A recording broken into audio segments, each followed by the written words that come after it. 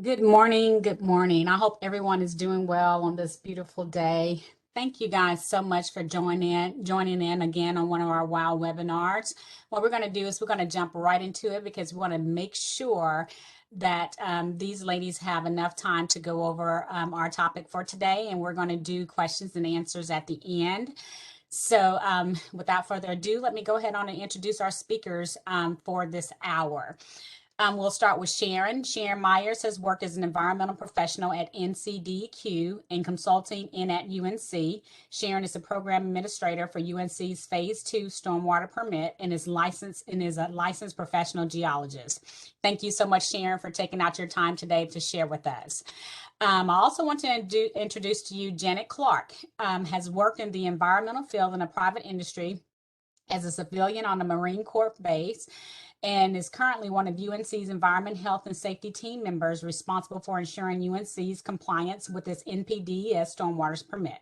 She has a degree in forestry from NC State and recently earned her master's degree in environmental assessment, also from NC State. She is a certified professional erosion and settlement control. Thank you so much again, Janet, for taking out your time. And last but not least, we have Miss Sally Holt. Hoyt is a professional engineer with over 20 years of stormwater experience. She was the stormwater engineer and stormwater utility manager for UNC Chapel Hill for 13 years. She is now the stormwater plan review supervisor and green stormwater infrastructure advocate for the city of Raleigh. Thank you so much, Sally, for helping us out with this webinar.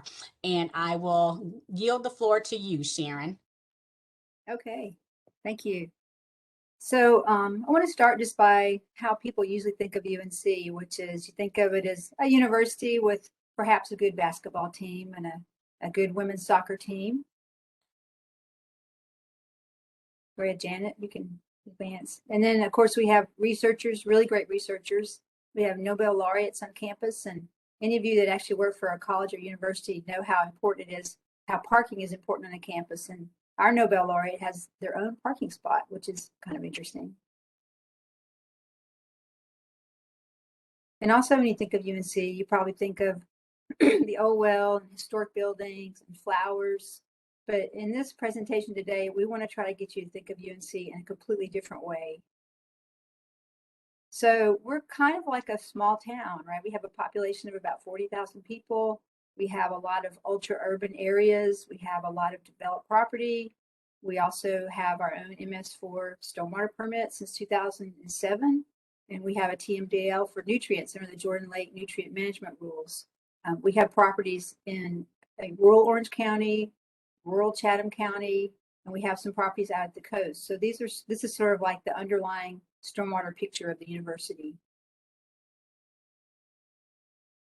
So to dig down a little farther, we have a lot of infrastructure that carries stormwater on campus. We have miles of piping, we have thousands of structures, hundreds of stormwater control measures, thousands of miles of, well, 8,000 miles of streets to sweep, and then over 24 million square feet of impervious surface on campus. So it's a different way to think about a college campus. So back in, I guess, 1999, my supervisor came to me with some new rules. They had been published in the Federal Register, and they were for stormwater permits for small municipalities. So we took a look at it to see if they would apply to UNC. And what we found was that federal and state-owned, I guess, entities that had their own municipal separate storm sewer system needed to apply for a stormwater permit. So, and these rules became effective in February of 2000. We talked to our attorneys about it to see if this rule indeed applied to the university. And our take on the rules was that we definitely need to get a stormwater permit. If you guys work for colleges or universities and you're confused about maybe whether this rule applies to you, I would point you towards the fact sheet that's linked at the bottom. It really pretty much clearly spells out who needs to comply with these regulations. So some of the federal and state entities you might not think of in terms of how these stormwater rules apply, military bases like Fort Bragg and Camp Lejeune, any big office complexes that are owned by governmental entities, colleges and universities or public colleges and universities, prisons like Central Prison, the Department of Transportation in North Carolina, large hospital complexes that are owned by state or federal entities, and amazingly parks. If any of these facilities are in urbanized areas, they're going to be included in this rule. So one of the things we had to think about when we started down this road is, do we want to get our own stormwater permit, or do we want to co-permit, say, with the town of Chapel Hill? And so this is something we tossed around early on, and we actually talked to Chapel Hill a little bit about how we would implement our program. And we asked the town of Chapel Hill, like, do you want to train thousands of university employees? And of course, the town of Chapel Hill said, no, they don't want to. Do you want to do our stormwater infrastructure inspections and maintenance? And of course, the town of Chapel Hill does not have the staff to do that kind of work. We already had a robust record keeping system for employees that work at the university. We were already working on illicit discharge. And the great thing about illicit discharge detection on our campus is that we own all the buildings and we have access to all the buildings. We already had robust environmental and safety training on campus. So it kind of made sense that we would get our own permit, that it would be the most effective way to run our program. But I do want to point out, but we still collaborate with the town of Chapel Hill quite a bit. And the town of Chapel Hill, you know, they call us when they find an illicit discharge that's coming from our property, and we contact them when we find illicit discharge that's coming from something on their side of the stormwater pipe, basically. So it's really important to work together, even if you don't end up co-permitting with your local municipality. So when we started down the permit path, we looked at all of our existing programs, and we actually had a really good environmental compliance program. And I have to say that probably the biggest thing we had in our favor for this whole process was we have an administration that really cares about environmental compliance. And so I feel really grateful. I think all of us that work at the university feel really grateful that that's the overarching, I guess, guidance for our program is environmental compliance.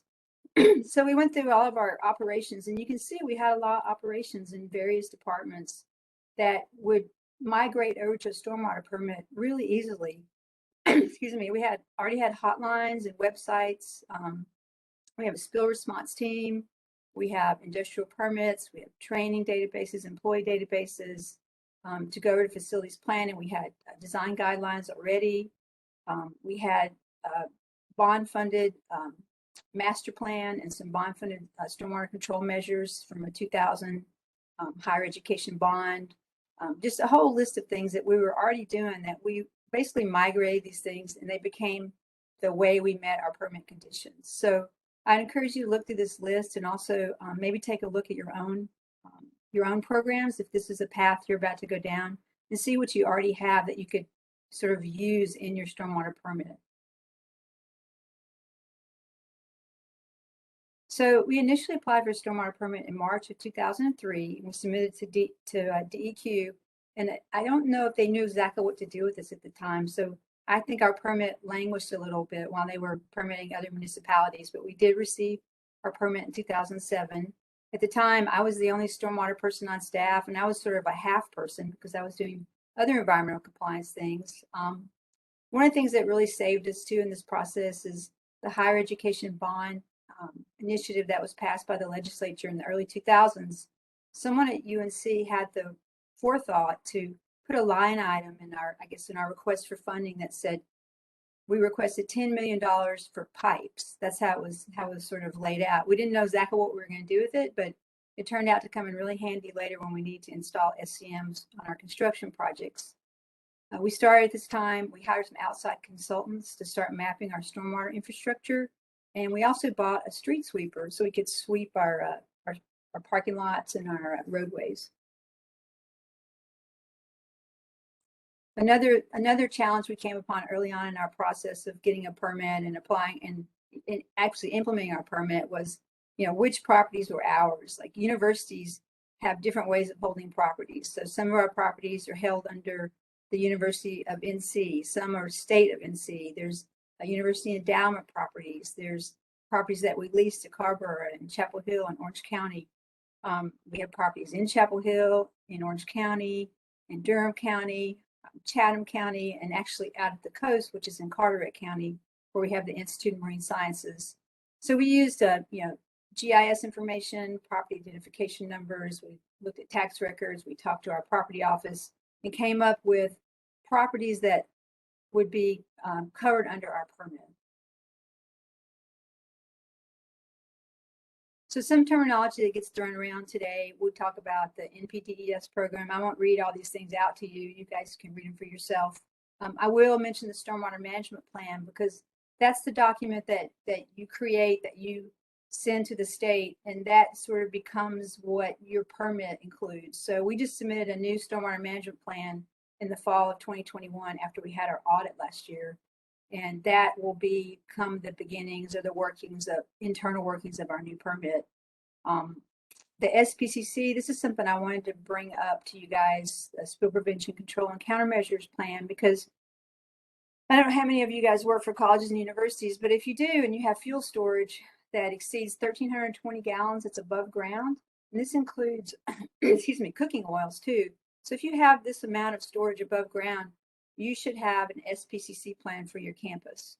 And we would talk about that later. Perhaps you guys could reach out to us and talk to us about it. But just something I wanted to put out there that you should be thinking about if you don't have one of these already. So initially it was just me, and then our program grew over time. We had, like I said, a supportive administration. So now Janet Clark, you'll hear from later, the stormwater specialist that works in our group. Energy Services has a couple of positions. They do the engineering part of our stormwater permit implementation.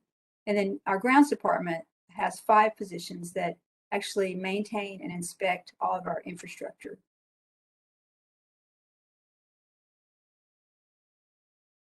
All right, and I'll take over for a bit. I'm going to talk about the 6 minimum measures. These are common to MS4 permits, but what I'll try to emphasize during this presentation is what makes this specific to a university or unique. So this graphic here is just intended to show the relationship between the 3 groups that Sharon just talked about: environment, health, and safety. And we deal mainly with compliance, spill investigations, that type of thing.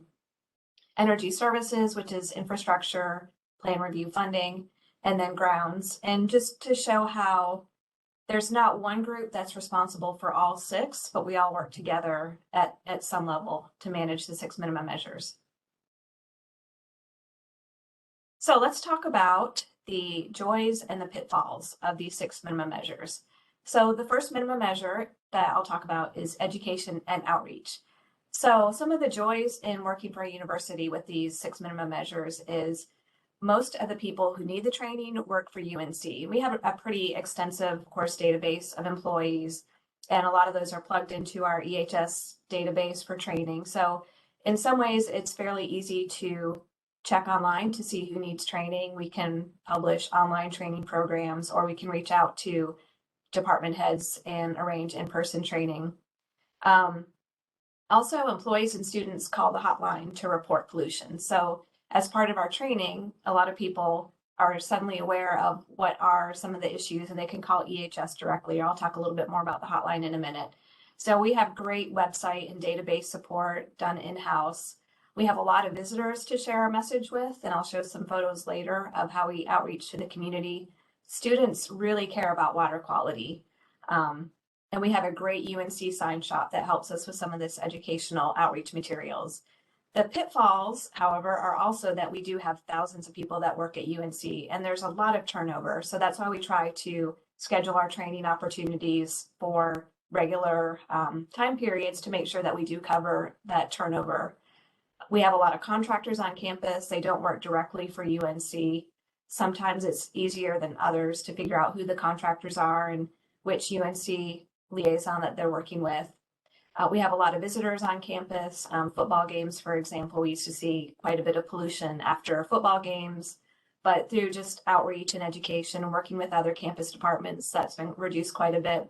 Of course, students turn over frequently. Well, at least our parents hope that they do. They don't stay too long on campus, just a few years. And then marking storm drains can be quite challenging. So let's start with stormwater awareness training. So on the left here are a few examples of PowerPoints that have been put together to reach out to different campus groups. So basically what we can do, and this is an advantage of working for a university, we can publish the same training and have it online available or give in person, but then change it up a bit. Housekeepers need just a very small, specific amount of training. They need to know about disposing of mop water, that type of thing. They don't need to learn about the same thing as art students who might need to learn about how do you use paint outside, or the EHS spill response team who's going to learn how to clean up fuel spills. And our website has direct links to online training, which is available to any UNC employee. We have quite a few education and outreach materials, and I'll say right now, please feel free to look at our website, download anything, plagiarize it, copy it, change it up to meet your requirements. This is all public information. A lot of this was developed based on materials taken from elsewhere and from my previous colleagues.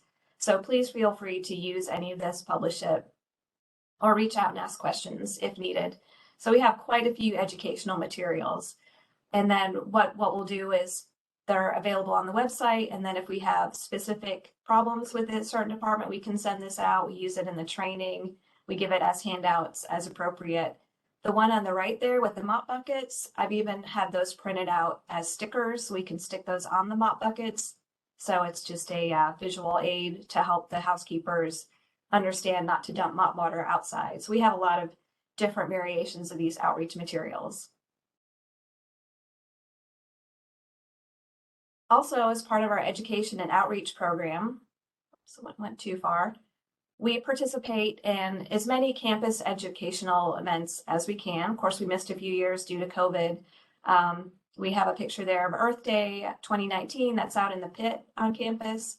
And we we'll set up a booth there and give various stormwater education. That one we collected some critters from one of the local creeks and had students kind of look in the tanks and figure out what they were. Also showed some examples of green infrastructure. We talk about pollution prevention. We use this opportunity to give handouts to kind of draw the crowds in, and then we document all of our outreach for our stormwater permit reporting. The middle picture right there was just a few weeks ago. Unfortunately, during Creek Week, it was very cold and snowy and rainy, so we didn't get as much of a turnout as we wanted, but we did have an intern that coordinated some Creek Week activities for stormwater outreach. And the image on the right there is a display board made by one of the interns that we will use once we start holding these events again, which, as I mentioned, we took a break from COVID, but we should be back to regular Earth Week and sustainability and type activities. We also have the capability to fund and install signage on campus. So this has been a great way to explain what our stormwater green infrastructure is like. So we have signs. These had to be approved and designed by our grounds and building committee, and then we used some in-house designers, and we reached out to, I believe we hired some contractors for some of the artwork, and then our stormwater staff worked with the designers to figure out the best way to communicate this education. And we place these signs where it's accessible to the public. So if they're walking by on a sidewalk, they can stop and read about our stormwater control measures. Education and outreach also includes pre-construction contractor training. And I'll talk a little bit later about sediment and erosion control, but all of our construction projects are required to comply with our NPDES stormwater permit. And it could be small scale for small projects, or it could be large scale when they need the NCGO1 permit for large projects. So before each project starts, I work with the UNC project team and make sure that the contractors are aware of pollution prevention measures that do relate to construction projects. And again, all this information is available on our website, so feel free to look it up later and get more information. And speaking of the website, just an example to show that we have pretty good in-house support for our website. There's a lot to look through, and just an example right there. The hotline is a requirement. It actually shows up on several of our 6 minimum measures, and there are a few ways that people can contact us through the hotline. They can go to our website, and that little explanation point in the bubble there, if you click on that, it takes you right to a form. That form, once it's filled out, is sent to EHS directly, and then one of us will go investigate if there's a stormwater problem. People can call the EHS main phone number, or if they're on campus and they call 911, we encourage people to do that as well. It does not, you don't get in trouble for calling 911 on campus for a stormwater issue. They will contact EHS directly. They'll get all the information about the pollution event and then call EHS. And we do track all of the calls in our database. All right, the next minimum measure is public involvement and participation. So the joys of this are students really like to volunteer. Employees really like to volunteer. We have a great opportunity to get interns, and they're wonderful. They're usually more interns apply than we have openings for, and it's really hard to choose which intern. It's like trying to decide who's the best Olympic skier. They're all really, really good. But we've been very fortunate to have such a wide opportunity to work with interns. And we also have the opportunity to work with classes to incorporate stormwater content. The pitfalls are that students don't stay for very long. And also, we were a little bit surprised that faculty is not always as interested in stormwater pollution as we would want them to be. Their interests are more academic, and we do work with some faculty when they have special projects. So just a few examples of student volunteer. Whoops, see if I can get back there. I know what's happening with my clicker. Okay, so stream cleanups, that's a very popular event for student volunteers. We either find out about them through, they'll reach out directly to EHS or to another department, and they'll get a hold of me, and we provide support, mapping, vests, bags, gloves, whatever they need for that event. And then we can incorporate that into our stormwater permit report. Or when we do the outreach events on campus, a lot of times we'll get in contact with the student and they'll show interest in coordinating a stream cleanup. So we're always happy to do those. I mentioned interns earlier, just a few examples of some of the projects from the past. We've had stormwater presentations that are available for students, educational flyers. And this picture on the right, I thought was very interesting. This was a student who, during the semester, she collected cigarette butt litter in areas where ashtrays had been removed, just to see how much litter was out there. And then she made an art project and displayed it on campus. So just to show whether there was a correlation between removing ashtrays and litter, and then how that would impact stormwater. And then also staff volunteer activities are always popular. So we do stream cleanups. We've had, actually, we've even had another planting event since then. So when we have our stormwater wetlands put in, a lot of times we'll encourage staff to come out and help plant them, and it really helps build ownership. And it's a wonderful event. And then class tours and projects, as I mentioned. So this is a few pictures of a class being taught by Energy Services Stormwater at the Battle Grove Conveyance. Another part of public involvement and participation is labeling stormwater inlets so that the general public knows not to dump their coffee or their spare paint or whatever down into the inlets. This has been sort of a learning experience over the course of our permit. We realize that the plastic glue down placards don't last for very long. We've also learned that students are very determined and they will find creative ways to remove the markers. So whatever method you choose, it would be good if you can stick them down really good. We've had bags of them handed to us when students move out of dorm rooms, and they get expensive if you have to replace a lot of them. And along those lines, you need to re-inventory where you left your placards, especially around sports arenas when you have large groups of very active students who are excited about what's going on. They'll decide that they want to pull up some storm drains. And also, you may want to note that you can order these in your school colors. So they come in standard colors, but you can special order if you need one that's specific to your school colors. All right, the next one is illicit discharge and elimination. So this is probably the most fun one on campus, if fun is the correct word. As Sharon mentioned earlier, some of the joys of IDDE are UNC does own the building. So if we have a source of pollution, we have access, we have the keys to the mechanical rooms, we know the campus, we're familiar with the building managers. So it's a little bit easier for us, maybe in some ways, once we're familiar with campus, to figure out the source of the illicit discharge. The maintenance staff, they go through our stormwater awareness training. So we know who's been trained. If they haven't been trained, we know who to talk to catch up on that. People know to call our EHS hotline to report illicit discharges. We have an excellent mapping system. Also, UNC has an emergency response team. This is through EHS, and we are trained in spill cleanup. And as we are part of that team, I'm specifically part of that team, it's a pretty direct relationship. I can accompany them on calls if there's something that comes up that they're not equipped to handle. I can address it from the environmental affairs aspect. And then if we do discover, say, a cross connect or some type of illicit discharge that needs to be repaired, we do have the means to repair that internally or to send it through our internal facilities planning staff to get that put on a project list. The pitfalls of IDDE, we just have a policy. We don't have an ordinance, so it's not enforceable the way that some municipality policies would be enforceable or ordinances would be enforceable.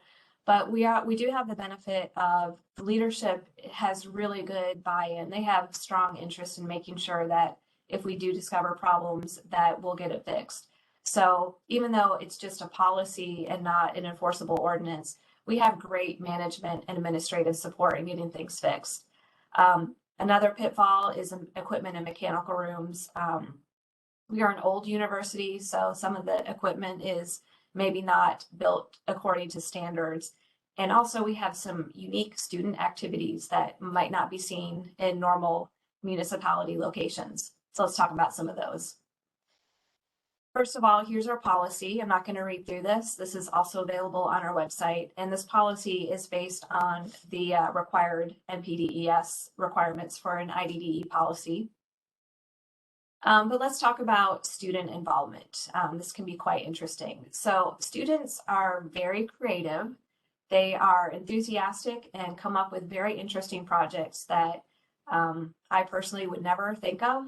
This first page right here shows an art project. It was sponsored by the Art Museum and the Student Union. The project was to lay out these 100-pound sticks of chalk, and they left them overnight. Some overbeveraged students decided to pretty much chalk this. It was about 2 full blocks of campus, buildings, the whole pit area, the sidewalk. It was hundreds and hundreds of pounds of chalk. So we had to figure out a chalk policy, which might seem kind of interesting. We do see a lot of chalk art on campus, but since then we haven't had one that is quite this extensive. I also like to look at these as learning opportunities. We didn't know until this point that we needed to talk to the art department specifically to figure out how to prevent illicit discharges. And it also gave us an opportunity to form contacts with the student union and the facilities permitting office. So when these things happen, it's not great. This did turn the creek white for a little bit until we figured out how to stop them from cleaning the chalk into the storm drains. They had to use floor buffers to clean it up. But it was a good learning opportunity, and it was a great way for us to reach out and figure out who we need to talk to. Another thing we figured out is that we kind of need to keep an eye on social media and news publications. That's where we find out about a lot of upcoming events. And we can reach out to the student organizers to say, hey, this is how you should do it correctly. Or in some cases, what they want to do is really not allowed. I know it seems like it would be very fun, but not always a good idea when you're trying to prevent pollution. Cube painting, this is another high risk area. As you can see, we've put down storm drain markers several times, and the students are not always very careful. But what the student union does have is they have resources from EHS. They're supposed to give out handouts when the students check out the cube painting chart, and then we provide training to the student staff. This one's always fun. These color runs seem to be quite popular. If they're small and incidental, we still try to get them to run their event in a way that's not going to create any stormwater runoff that discolors the creek. Holy Moly, however, is kind of its own interesting event. But over the years, we've developed a relationship with the student leaders, and we make sure that they keep their event contained. They lay down tarps so that the colored dye does not get washed into the storm drains. And again, this is another opportunity just to keep an eye on social media and see kind of what's coming up that might be interesting and might impact your illicit discharge program. And this was another one that was kind of interesting. So I was out doing outfall inspections. I saw these very clean soap bubbles on the creek, didn't know what it was, snapped a picture.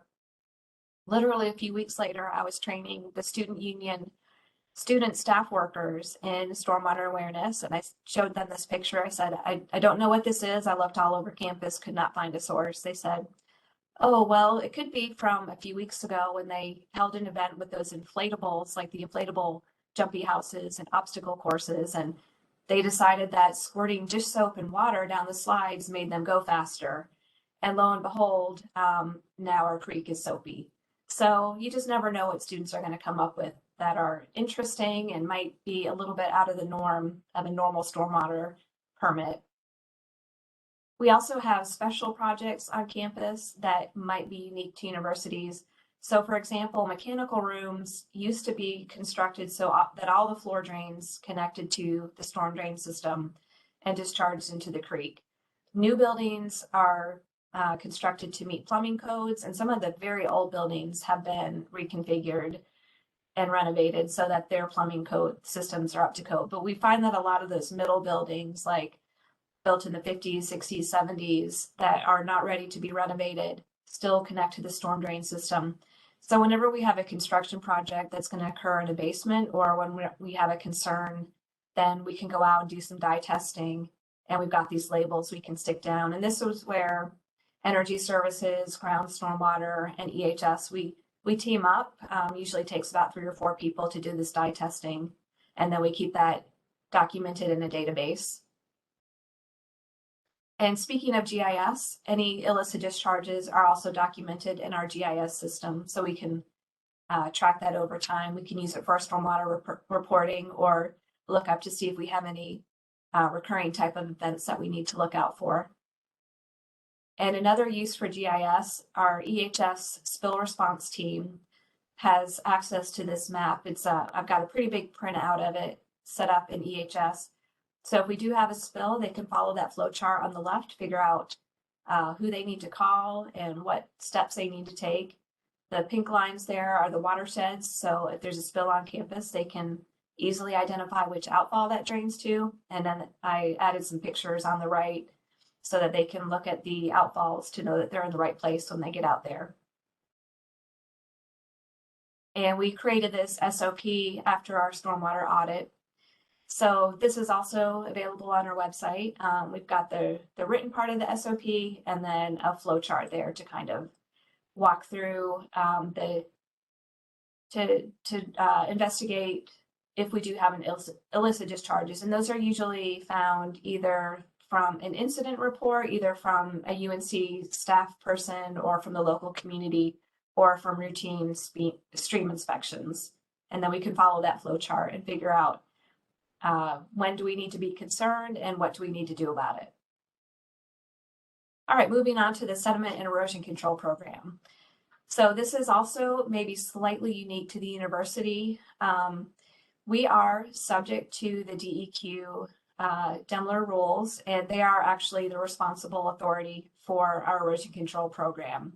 However, as you'll see in the pitfall column there, they don't have the staff to monitor all of our construction projects, and we do have quite a bit of construction going on pretty much at all times. So part of my position is to monitor erosion control compliance on UNC's campus.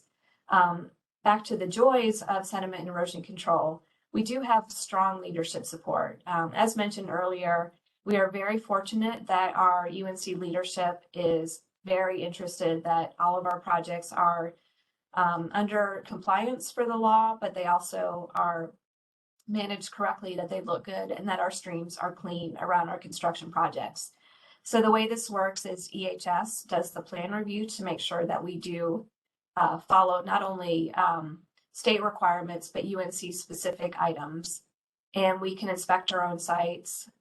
We communicate with the project team directly, and also the wider campus community keeps an eye on projects. So we will occasionally get emails and photos from the community, either staff or just general people walking through campus to investigate erosion control concerns. And that's also one of the pitfalls. Construction sites are highly visible, but it's also a good thing. It does keep us in line, and we do want to protect the environment. So, of course, we have the regulatory requirements that our projects are subject to. So all size projects, of course, are required to comply with erosion and sedimentation control and stormwater requirements. That's per the SPCA of 1973. And if a site is larger than an acre, then we need to get the standard DEQ approval through Demler land quality section, and then we need to get the NPDES stormwater permit so we can get our certificate of construction to proceed. In addition, we've discovered over the years that UNC needs to have a few more additional requirements in order to better manage our projects. So any project that's over about 0.8 of an acre has to get a DEQ permit. And why is that? Well, we have discovered that at least on a college campus, what happens is we'll start a project. The project will be, they'll assure me that it's going to be less than 3/4 of an acre, less than 0.8 of an acre, but then other departments get involved. They'll want to add utilities. They'll want to add a different staging area. They might want to add a little bit more area to the construction that wasn't planned originally. So what we do is just work with the project to make sure that that project expands its limits to at least 1 acre. And that has really saved us from having to go back after the fact to get permits. So that's where a close relationship with the project managers and the plan designers really comes in handy. And that those plans must go through EHS review and approval before applying for the permit through DEQ. And the vice chancellor is a financially responsible person. And this information, again, is all available on our website. Just a few more examples of the website information. We do have a lot of guidance documents and some flowcharts. So again, feel free to look those up and copy what you need to, or contact me for questions about that. And this chart, I'm not sure if this one is on the website. I'll be glad to send it out. It will be included with the slideshow. It just shows the relationship in who is responsible for inspections and what is involved with those inspections and the follow-up. So what are some of the unique challenges on a college campus? Well, first of all, figuring out which types of projects apply to erosion control and stormwater for construction. So, of course, typical construction projects, that's should go without saying, but also things that you might not normally think are subject to sediment and erosion control, like turf replacement. So the picture on the left there is one of our intramural soccer fields, and we did a turf replacement. So even though we were told that it was just going to show gravel underneath, once the old turf was peeled up, it's definitely exposed dirt. And we did get a stormwater or an erosion control permit for that. Pavement resurfacing, if we have any road resurfacing on campus roads, those are subject to permitting and erosion control. And then brick walkways, that kind of comes up with a unique challenge for campuses. We have tight spaces, limited workspace. But when you are working on a brick walkway, you might need to come up with some creative ways to manage that sediment. You can't use typical silt fence. So there's other ways that you can manage sediment runoff. Public involvement is also part of this. That picture on the left, I don't really like to show it, but we had some turbidity from a construction project, and that photo was submitted from a citizen at the Botanical Garden who sent that in and say, hey, what's going on with the construction project? And then also we notify the campus community if there are any issues. We have a standard alert that we send out, so we can let the UNC communication team and the spill response team and other applicable parties kind of know if there's something going on in campus. All right, and I think it's back to Sharon. It is back to me. Thanks, Janet.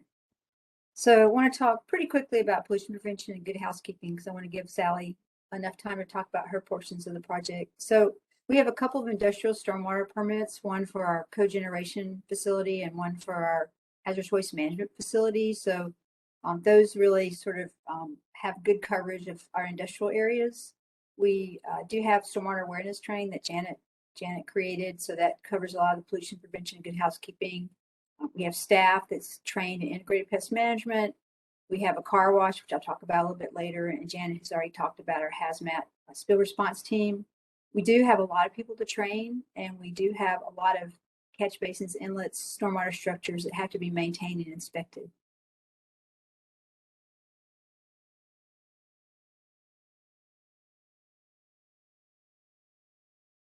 So this is just a picture of our hazmat spill response truck. It's got booms and absorbent materials on it, and someone is always on call. Even in the evening, someone is on call, and our spill response team will respond to pretty much any kind of spill on campus. In the picture in the middle, you'll see this is an oil spill from a hydraulic elevator lift that happened a few years ago, and we'll clean that up. And then if we think that some of it might have gotten to the storm drainage system, we'll go down to the creek and actually put booms in the creek.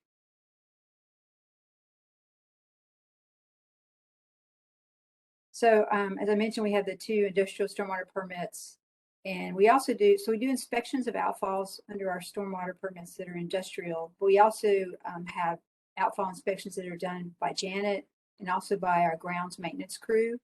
Our industrial facilities do require, additional inspections, but pretty much all of our outfalls, all of our structures get inspected multiple times a year.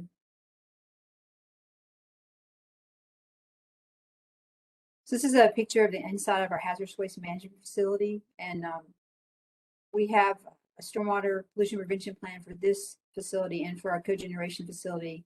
And it has pretty extensive training requirements, sampling requirements, inspection requirements, and record keeping requirements. So a lot of our pollution prevention and good housekeeping is covered under those 2 permits.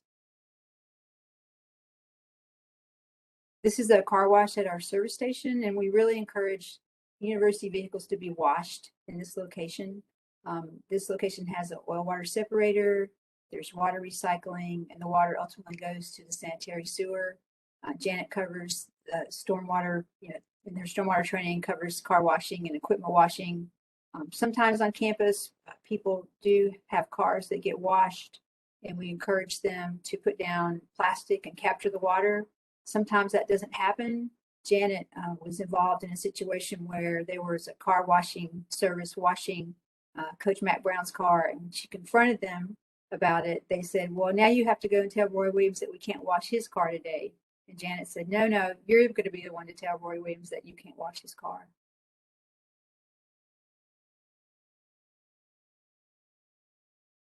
I think this is Sally.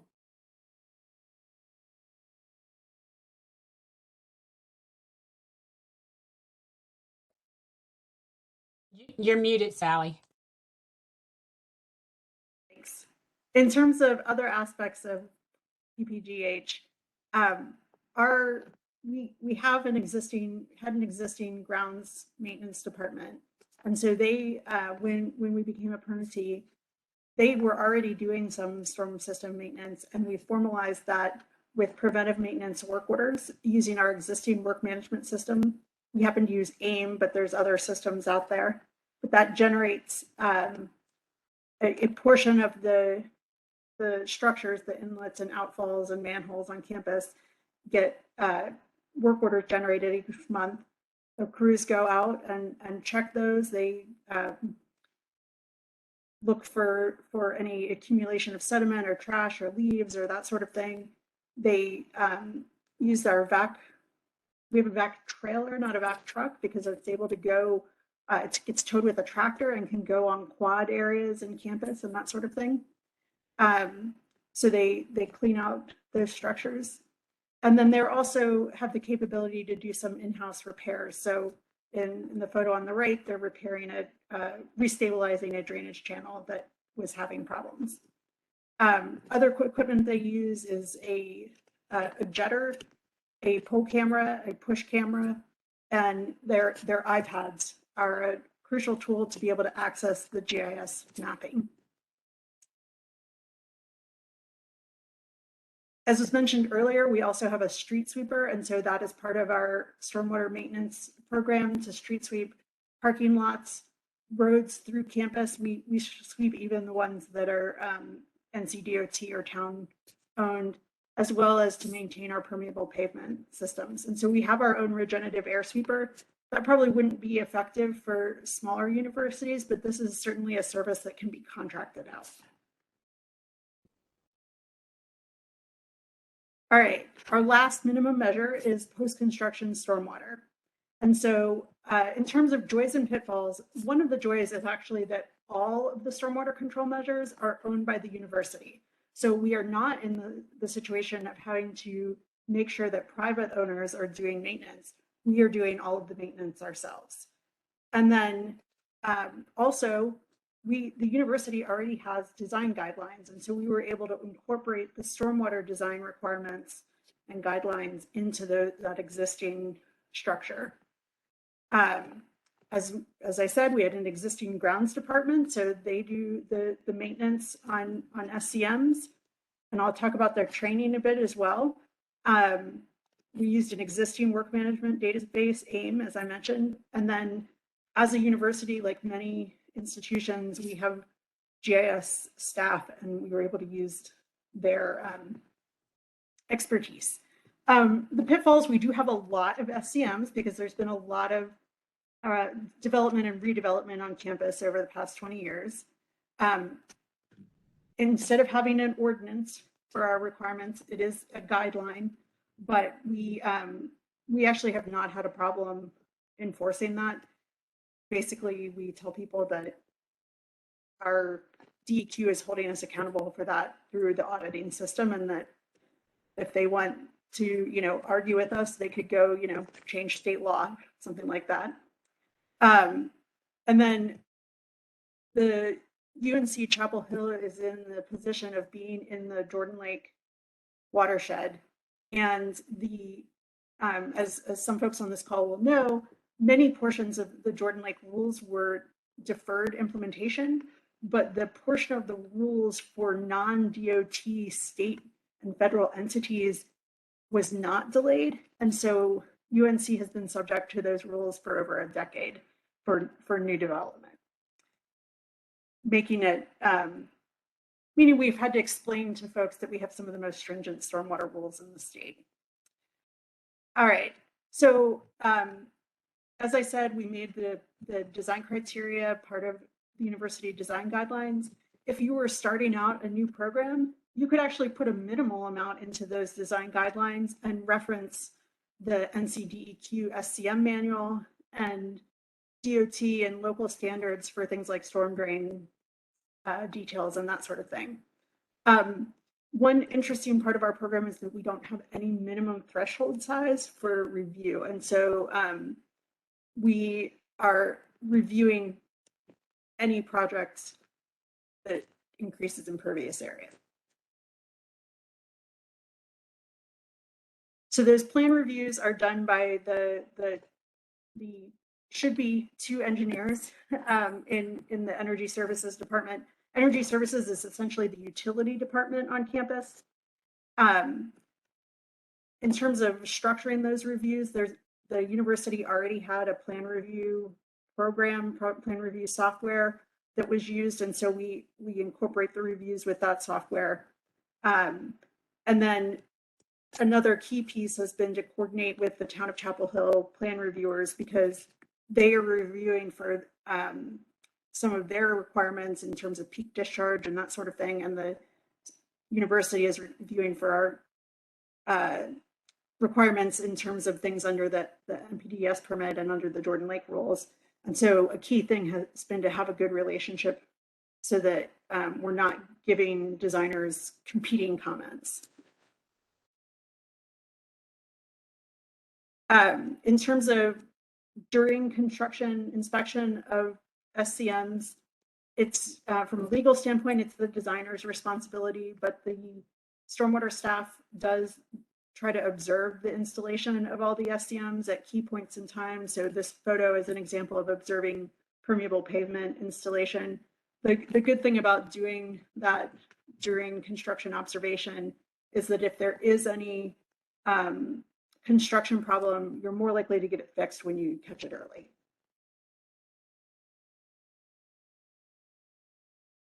And then, as I've mentioned, our grounds department does the stormwater control measure maintenance. We have used the NC State BAE SCM inspection and maintenance training course, initially sending people out to it, and then eventually, because we had enough people bringing the trainers in to do a training specifically for us. We have over 50 employees that maintain that certification. It's basically anyone whose job is to do landscape maintenance, or like I said, a crew leader level for doing landscape maintenance. And so our crews they have a zone of campus that they're responsible for, and they do the day-to-day, week-to-week maintenance of the FCMs, things like removing trash, doing the basic vegetation maintenance of mowing or pruning or that sort of thing. We have a specialty stormwater crew that does the maintenance that needs to happen on a quarterly or annual basis. And so we manage that through the work management system, and it depends on the type of SCM, whether they look at that quarterly or annually with the specialized crew. We have an inspection and maintenance manual that documents what we do, and that's something we can share with folks. And we keep records of that preventive maintenance. It's currently still being done on paper forms that we're scanning in, but we do hope to, there's some trial programs out there to do mobile device work orders. And then we have what we call our digital SCM map book, where we've worked to have like a PDF that's 3 or 4 pages that has the plan view, the details, and the drainage area map for each SCM, and that's linked in the GIS so that when a staff member is in the field, they can just click on the link and open up that information. And our GIS is kind of the repository of our SCM inventory, and we add things to that during the project closeout process. We've had the pleasure as a state university of trying out some new techniques and trying to refine those, and working with DEQ to give input to how to best design those, particularly rainwater harvesting, permeable pavement, and green roofs.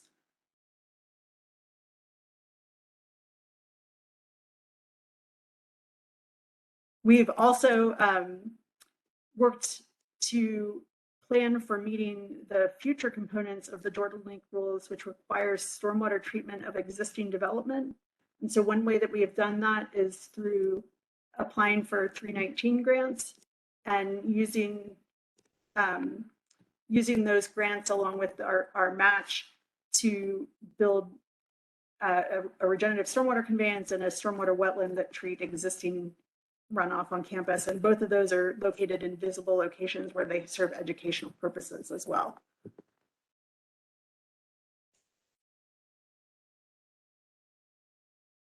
Funding is always a question, and so I will talk briefly about our 4 different funding sources. Our largest funding source is a stormwater utility fee based on impervious area, similar to many municipalities. Our next funding source is a markup on water and sewer bills. We also have grant overhead and then some one-time funding such as grants. The grant overhead was actually the earliest funding source that funds half of a position. That's Sharon, and got us started on getting some equipment and still funds some the education and outreach materials. The next tool that was turned to was the water and sewer markup. Basically, the energy services or utility department on campus receives all the water and sewer bills for the entire campus and then bills them out to individual departments. And so as part of that process, we put a 5% markup on those bills. And that funds Janet's position, our colleague Jamie's, basically the 2 engineer positions and a portion of a GIS person. And has been used for some equipment in the past. The major funding source is now the stormwater utility that was established in fiscal year 14 And really how it came to be is that we had an associate vice chancellor who really saw that stormwater maintenance was going to continue to become an increasing budget item. We already have a big backlog of stormwater repair projects in terms of like pipe repairs and that sort of thing. And so that leader saw the need, and we worked with that person to kind of do some of the background work. We saw that there was many possible ways to fund this, but it made sense to do impervious area for the same reason that local governments choose it, because it is directly related to the amount of stormwater services that a entity consumes.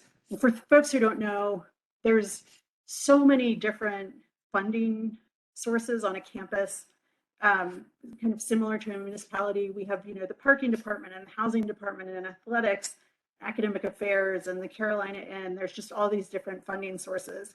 And so what used to happen before we had the utility is we would have a project that maybe was going to cost $5,000 to fix. We would all stand around and look at it and say, well, we don't, you know, everybody would say, we don't think it's our responsibility to fix this. And having this funding source has really allowed us to just take care of the small items and not have them become deferred maintenance, as well as to fund the dedicated maintenance crew. And those 5 positions are all in the grounds department, a supervisor and 4 crew members, as well as to continue to build our equipment inventory. We also can fund small repair projects, those that are about up to the $200,000 threshold out of that budget, and that's how we got the match for the water quality improvement projects as well. The current rate is billed on a monthly basis per 1,000 square feet, and if you compare this to other stormwater utilities in North Carolina, it's among, you know, it's in the top half of them, but it's also key that we are providing all the SCM maintenance as part of that fee. And so it's really kind of a good deal for folks internally. I will note that we do not pay the town of Chapel Hill stormwater utility fee because we run our own program. We did agree in conjunction with a development agreement to pay a partial fee on one specific area of campus. But that has been key, is to have that funding to use internally for our program rather than sending it off.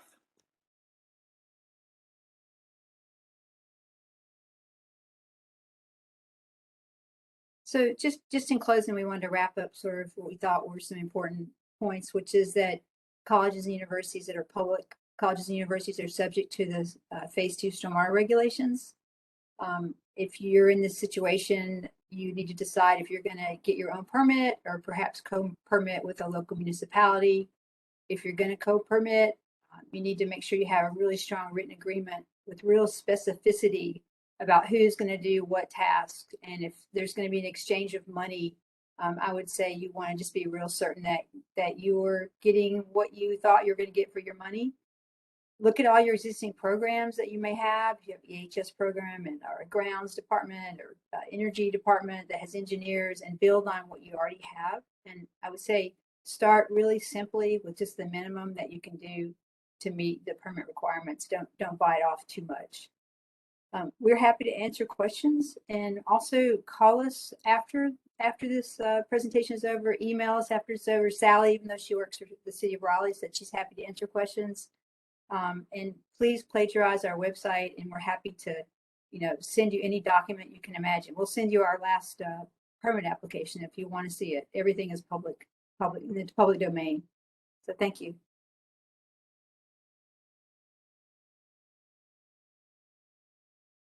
Thank you guys so much. So all of their information is above. I do have one question that was in the chat. It says, can you provide a link to the UNC SW Stormwater Infrastructure Inspection and Maintenance Manual? So if you guys have that link, maybe you can drop it in there, or they can either email me or Sally, one of you guys, I can get it back to them. So, and I think that was by Francine. She wanted to know that.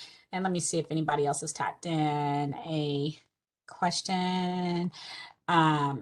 Nope, I don't have any other questions right now, but I just want to tell you guys, thank you so much for attending again. Don't forget about our May 18th webinar. Fran DiGiano will be speaking about GIS, stormwater trash mapping of the Jordan Lake and implications to the watershed wide program. So if you guys are, I'll definitely be doing the regular marketing that you guys get from me once a week regarding that. Just don't forget to register. And aside from that, thank you so much again for your participation. Thank you so much, Sally, Janet, and Sharon, for your time. It was a wonderful presentation, and we're getting a lot of thank yous. So again, we'll have a copy of their presentation that will be on our website. So if you guys want to go back and revisit that just for any type of for future reference, that will be on our website along with the recording of this webinar. So if you just wanted to go back and have that for reference, so all of that will be available. And other than that, you guys enjoy the rest of this wonderful day, and hopefully I'll see you guys again next month. Oh, and don't forget the link to the if you need any PDH credit, I've already dropped it twice in the chat. So if you need credit for attending this webinar, you pretty much know the drill. Complete the webinar and I will get that evaluation. I will get that credit sent out to you ASAP. Okay. Other than that, thanks so very much. And you guys have a wonderful rest of the day.